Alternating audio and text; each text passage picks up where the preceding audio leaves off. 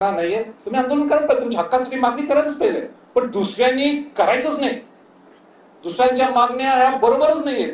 हा अधिकार या घटनेत आपल्याला बाबासाहेब आंबेडकरांनी जी घटना लिहिलेली आहे तसं त्याच्यात कुठेही लिखित नाहीये की दुसऱ्या समाजावर अन्याय करायला. या ठिकाणी येणाऱ्या लोकांचा रस्ता सुद्धा अडवला जातो.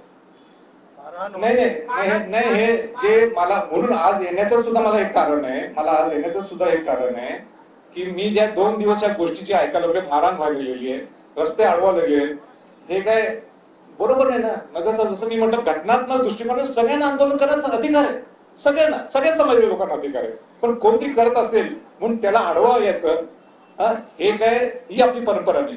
तुम्ही करा आंदोलन, वेगळीकडे करा, हक्काने मागा तुम्हाला जे पाहिजे ते, पण ह्या माणसाने मनोज जरांगे पाटलांनीच किंवा आणि दुसऱ्या ठिकाणी आणि कोणा त्यांनी आंदोलन करायचंच नाही, हे बरोबर आहे. तुम्हाला तुमच्या मागण्यात ना आमच्या या मागण्या करा, आंदोलन करणं काही चुकी नाही. तसं आपल्याला संविधानात तो अधिकार दिलेला आहे.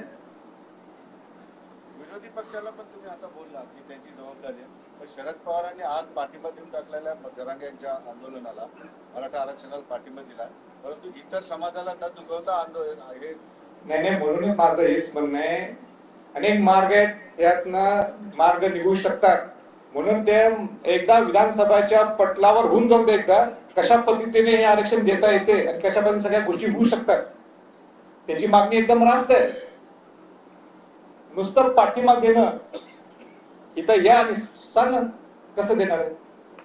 1 वर्षापासून आंदोलन सुरू आहे राजा, आता विधानसभा